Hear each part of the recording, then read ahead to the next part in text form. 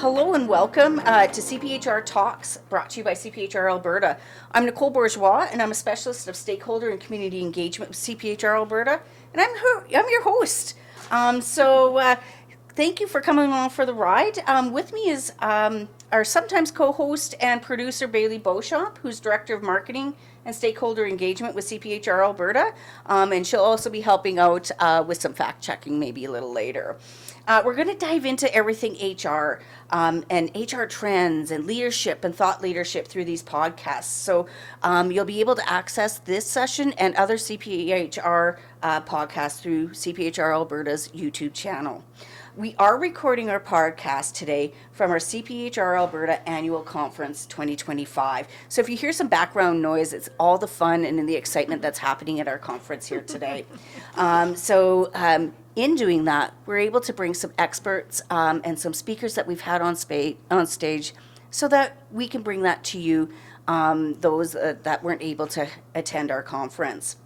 So with me today is Laine Jubinville, who is Director of Human Resources at the Johnston Group. So thank you for being with us today. Oh, thanks, Nicole. I'm delighted to be with you. No, I appreciate it. Now, Laine did have a session with us earlier today, and you were talking about culture-driven talent acquisition strategies. And she had a micro session, so she crammed a lot into 15 minutes of information and strategy. So let's start with a quick question around why is it so important to integrate culture and values, not just into the hiring process from the very beginning, Laine? And it's a great question, which is kind of why we landed on this talk today, right? And so, I mean, we know that culture and well-being, we learned this in one of the talks yesterday, right? 86% of candidates that are going through the process are looking for that well-being factor. And we know that well-being and values are connected, right? And so it's not about just that fun, sexy job posting. In fact, like, that's really not the way to do it, right? There's tools and there's bots, and there's definitely a place for AI, but man, we need that human-centric piece to it. And so, I think a lot of companies sometimes think, okay, we've got the posting, we've got it on LinkedIn, we've got it on our social channels, but that's just the start of the process, right? And so we want people to stay with us for long times. We don't expect people to stay for 20, 30 years. Awesome if they do. Right. But we want people to come for the right reasons. It's our brand. It's somebody's career moment, right? And so embedding it in that talent acquisition process from that start all the way to that offer, and then bringing it back into that onboarding process is really, really important, because culture creates connection. Wow, exactly. And how do you infuse or define culture in a way that's actionable for your hiring teams? What does that look like? Well, I think it's different. Every organization is unique, and maybe I'll just talk about JG for just a quick minute, right? And JG again is Johnston Group. JG is Johnston Group. Correct myself. Every organization is unique, but two of the values that guide us, and they all guide us, but two everyday root us is, doing things for the greater good and keeping it real. Right. And we sometimes have to have hard conversations around that, right? And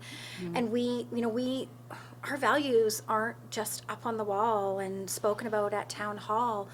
We work really hard, and I have to give the Johnston family credit. They live those values every day. Doesn't matter who you talk to, what the meeting is about. Those values come out through and through. And I know that the Johnston family spent a lot of time. We're a private-owned company, right?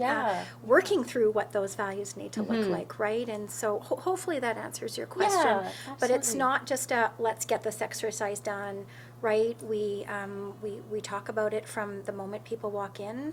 We bring it up at our town halls. We take it through our recruitment process, even some of our business meetings, right? It's keeping things real. Right. We're very connected to the community. That's something that there's a significant JG pillar, right? And so we try to really find ways to help employees see real life examples and empower them to map those values into the work that they're doing for our internal customers, but our external clients as well. Because by very extension, if they are living their values and the organization's values, your clients or your vendors or anybody, those external stakeholders, will align with those values as well. For sure. Right? And you know, at Johnston Group, Yeah. we talk about You can say it, JG. JG. We talk about the 3 C's, right? So customer but customer and community are the ones that we really, really talk a lot about, right? So we find as we're working through those 3 C's, we try to map those values in. Absolutely. So when you're talking about values and in that recruitment process, how vigorous, I guess, are you posting your values or your value statements along with those postings? Because sometimes it can get lost. What are some of the practices that JG, we're going to use it, it does in that very beginning of the process? Is it even a conversation about the values, how it pertains to the role? Take us through a little bit of that. First of all, I want to say, we don't have it all right? For sure. And we have newer values as an organization that have evolved, right? The organization's been around for 42 years. Of course, yeah. And so, like, right now, we're just in the process of weaving them into many of our different, like, talent acquisition processes. So I'll give you an example, right? So thank you. what we don't do is we don't post them as part of the job posting, right? But we find... we identify behaviors, and then we sort of translate those into bullets under the skills and expertise. Gotcha. Yeah. But that's just a quick little snapshot, right? So again, we're talking about candidates, not employees here. Right. Then what we do is we do a really thorough intake meeting with our leaders, and we ask them all of the questions. What are we looking for? Why are we looking for this? What are the must-haves? And then what we're starting to do now is we're asking them to choose 1 or 2 values. Let's translate those into behaviors, and let's get those baked into interview questions, right? Or pre-screening questions. We do, a pretty thorough pre-screen. Yeah. And so those are just some of the ways that we're slowly integrating them. Can you, if your company has 7 or 8 values, can you do it all at once?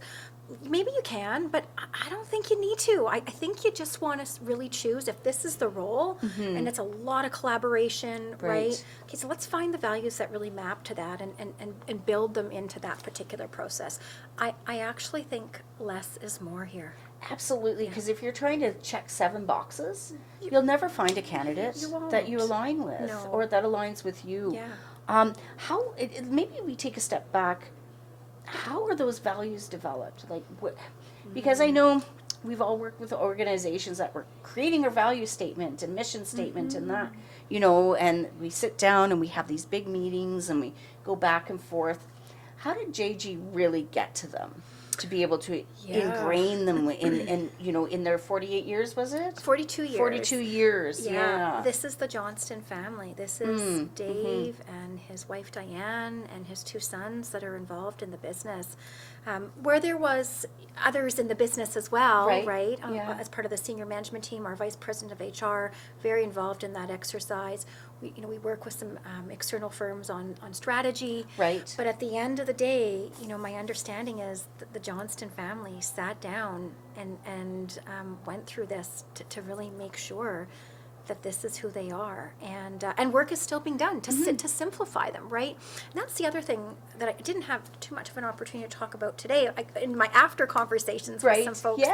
Is it's keeping it simple. You don't need all this buzzy jargon, right? In fact, then it becomes, I don't know, not that it becomes meaningless, but you kind of lose the root of what you're trying to do. And so that's the advice. I'm not a values expert. I'm blessed to work for a company that has beautiful values and an incredibly strong purpose statement. But find something that works and keep it tight, because if people don't understand it, how the heck are they going to live it or incorporate it into their everyday role? Absolutely, and that's so true. Keep it simple. Don't use the buzzwords. Don't use what's trending, because next year you're going to be rewriting those value statements. And do they ring true, right? If you're using the buzzwords, are they really ringing true with you? Well, I think you confuse people, right? Yeah. And again, we've talked a lot about AI at the conference. I mean, AI is just a beautiful tool. But throwing something into an AI platform and creating your beautiful values and purpose statement, that's just not the way to go. You need to bring that human. Yeah. That's the way to not do it right. Exactly. Yeah, get a start, get some ideas, but get the people together that have been in the business, that see some of the challenges, that have that heart feelings, right? And, Yeah. and that's how you create those statements. And it's okay for them to evolve. Companies evolve, right? They should. The values should. need to map the Yeah. current state of the organization. Exactly. And so with that, what lessons have you learned about making culture and those values a central part of the talent acquisition and hiring process? Well, and maybe I'll just talk a little bit broadly about my career. Yeah. You know, I've been really fortunate. I've worked for some incredible companies, and then I've worked for organizations that didn't align with my values, and I made the decision to leave. Right, like that's how strongly rooted values play in an organization's success and their culture, right? Yeah. And so, sorry, to go back to your question, can you just ask me that one more time? So- the TA process. Exactly. Yeah. I think it's really just keeping it real, right? And finding ways to weave it in. In the session, I talked about, in that interview process, picking a value that is connected to the role and identifying a behavior and then creating real life scenario questions based on that. It takes some thought, it takes some innovation and creativity. But what you get from that is and I understand, you're interviewing a candidate for 75 or 60 minutes or 45. You're only getting that much. But, let's get a peek behind the curtain of how they might connect. And on the candidate side, it's so important for them to understand how those values map in as well. Absolutely, because they take those values home with them too. To their families. To their families. Yeah. And that circle of influence is all of a sudden much greater. Absolutely. And then it just trickles down from there. So if they aren't aligned, then they're not going to be successful. They're not going to be happy. But the organization isn't going to be as successful through that individual. Right. But same with their families and their social circles. Right, like we're at work for this amount of time and we go home. There's actually a really great video on the JG website where the office goes dark. Oh. Have a peek at it. I will send will, you the yeah. link. But it's really cool and it's pretty impactful about that whole work-life balance. Like our tagline is work-life wonderful. Right. And so have a peek at it and you'll sort of see what I mean by that, right? But we take it home. Take it home, right? And for those of us that work in HR, this is a tough, it's every day. We never, it's like air traffic controller. You really never know what you're going to be working on or who you're going to be supporting or the challenges that need some solutions. And so you need to translate that into your home because, family first, right? Absolutely. Yeah. Absolutely. Our jobs are important. They are. But there are other jobs. Your family is here. Our family is first. But to be able to take that home with you and still have that alignment, I think is so important. Laine, what about making those tough decisions? Like, have you had candidates in front of you or even existing employees where the values no longer align with them? Like, what would you recommend? How have you dealt with that in an organization? Because I know our HR people are experiencing that all the time, whether it's through generational values or what have you. Can you talk a little bit about some of your experiences through that? Yeah, that's an interesting question. Yeah. I'll share an example. So I've been really fortunate to sit on some boards and be part of hiring panels for all different types of positions. And and so going through that process and and so they're long processes sometimes, right? You've got boards and you've got to get all the board members together and they're non-paying positions and you're working, and I know you understand, but my point here is you're bringing this committee together, right? And so you go through this interview process and maybe it's the second interview round. And the candidate's ticking off the boxes. They've got that experience. They've got that. It's a technical expertise or the leadership competencies that you're looking for. But if they're not aligning with the values, right, and that's where some of those tougher conversations, and I remember, being the one to put up my hand and say, you know what, team, like, yeah, this candidate has scored higher and they've got what we're looking for, but I just don't as a board member, you're a board member. Yeah. You've got a contribution to make. Right. But there's several that are part of making those decisions, and so I put up my hand, and I've had uncomfortable conversations, right? And I just think, like, that's the right thing to do. It's hard, and we talked and we laughed this morning about when you've got 32 requisitions and you're trying to fill these roles, but the statement that really guides me in all of this has been, and it was one of my mentors from many, many years ago, but slowing down to speed up. Yeah. And if it's not connecting to the values, it's not fair to the organization, it's certainly not fair to the candidate, it's not going to help your company brand. Depending on these teams, if they're already really lean, it's not going to help with employee engagement. Like, it's a whole ripple effect. It is, isn't it? Yeah. And it's, you're so right. Having those hard conversations can be so difficult. Oh, we have a session ending here, so you hear some. They're not great clapping applause. for us. Well, they will after. But yeah, just that alignment and having those hard conversations, it helps your organization, because we don't know the trickle effect for Absolutely. that poisoned apple in the barrel, Yeah. right? So having those hard conversations. Any advice on how to start a conversation like that? Like when the values are. Yeah. Well, I think, it really depends on the company, right? You would hope that companies are creating safe spaces for conversation, but, it comes down to that leadership piece, right? Like this culture of care and this culture of candid conversation. Yeah. Right? And, if you were sitting down with me and if I wasn't aligning with your values, you're not going to sit me down in a one-on-one and say, Laine, okay, your values aren't aligned. We've got a problem here, right? So sort of a way to take it back and actually really get the employee to start opening up is maybe it's a quarterly check-in or a career development meeting.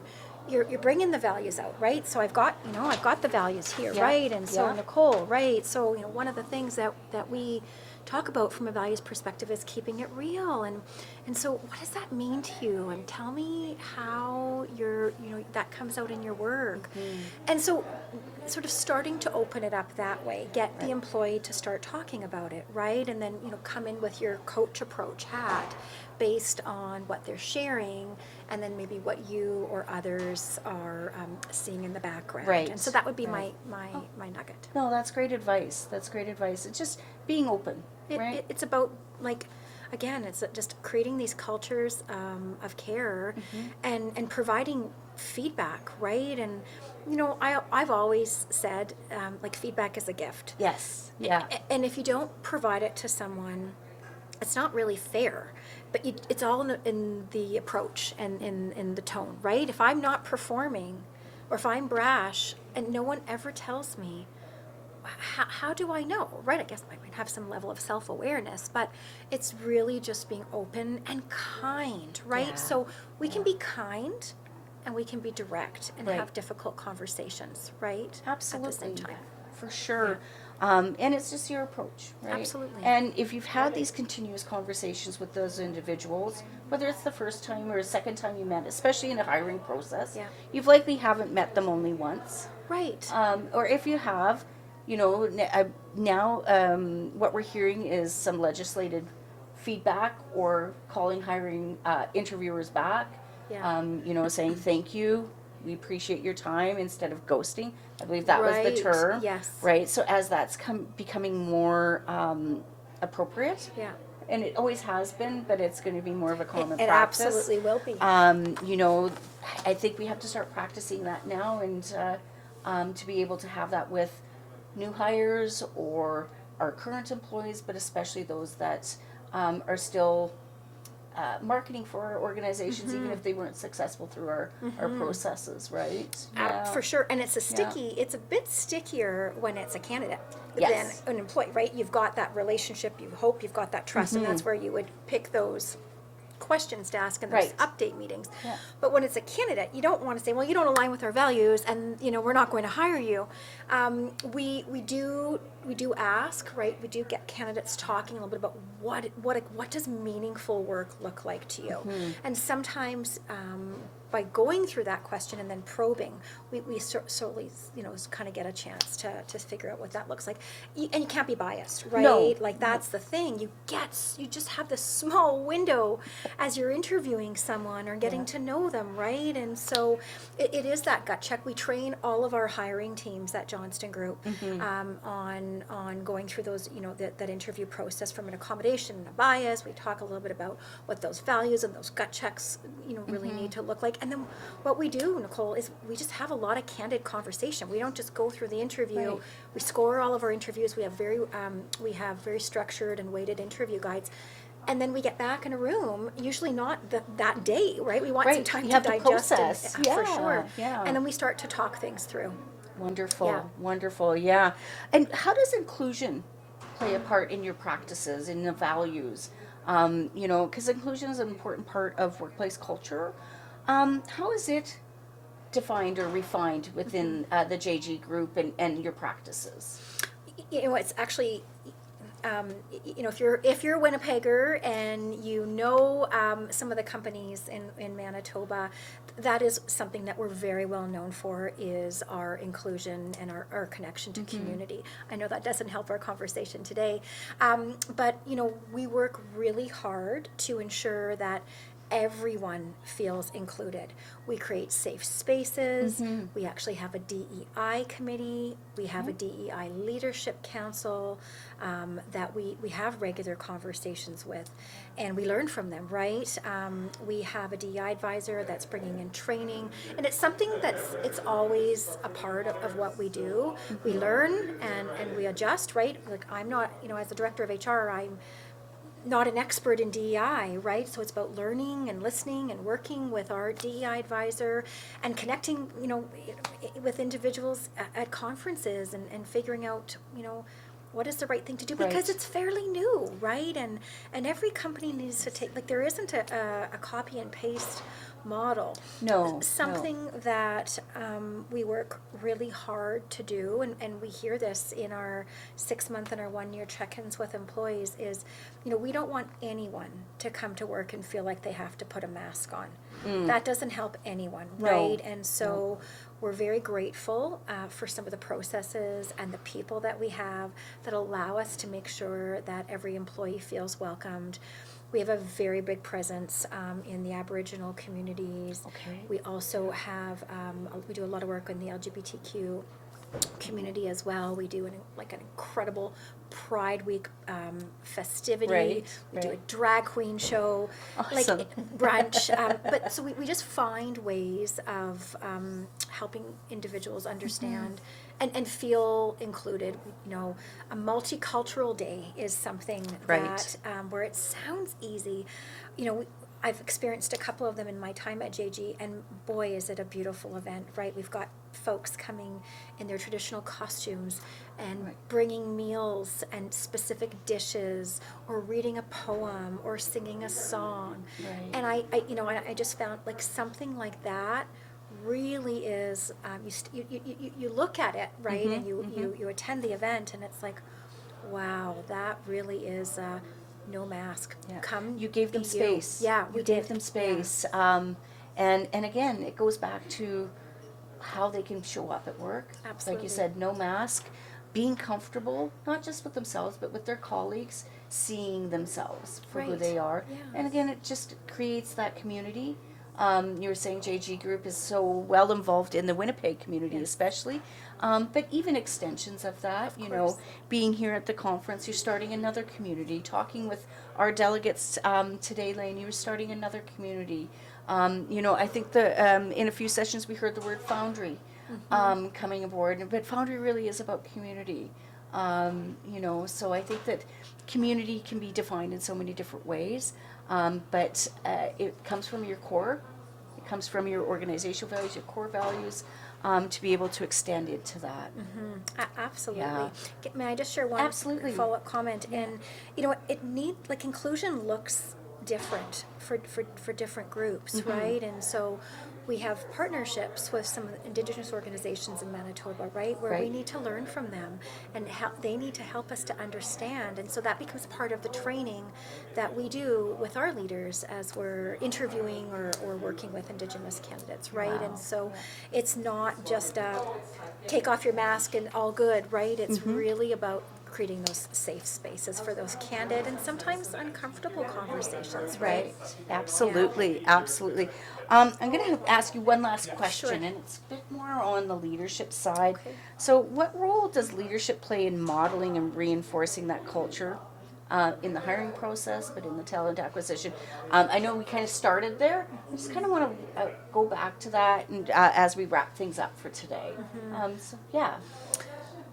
You know, you can have these beautiful frameworks and these wonderful strategic goals and built out teams with all these terrific tools. But I wanted to take this back to the Johnston family again. Yeah. Like, I see Matt and Will and Dave, and I see how they interact and how they speak and how they care and how they respect people and how humble they are. So my answer is really short. It is connected to the leadership at the leadership level or at the ownership group, right? Because if it's not, I don't know how it works, right? You know, and I think in my days as an HR consultant, you know, myself and my team did a lot of work with organizations. They wanted us to come in and help them build values to create a purposeful culture. Okay, well, let's go with this. It looks good. It feels good. Holy mackerel, that's not going to work, right? Right, Like you right. have to live it. Yeah. Through all roles and departments within the business unit. We're working through a leadership development program right now, and Okay, yeah. in the stages of it, and that will be the fundamental piece. I can build any leadership development program that Johnston Group would like me to build, Right. and roll it out. But if it's not connected to the values, and if the ownership team and the senior management team are not speaking and living those values every day, then this is not going to work, right? And so Yeah. we want to build this academy, and where people get excited to come to Johnston Group, and whether they stay, we hope they will, or if they go, they can take those values with them as they move on. And so the answer is 155% yes. It needs to come out. Come out on from the- that leadership. It does. Yeah. And Yeah. authentically. Authentically. I think Right. that's the word Yeah, right there. authentically. Not plastered on the wall, Yeah. but they live and breathe those values, and it trickles in. Well, Laine, thank you so much for sitting down with me today, being a part of our conference first and foremost. We were very honored to have you and the Johnston Group as one of our sponsors here at Conference 2025. Your session today was incredible and inspiring. I'm just going to share a little bit. There was a break right after Laine's session, and there was a lineup around the exhibitor hall waiting for people waiting to talk with Laine.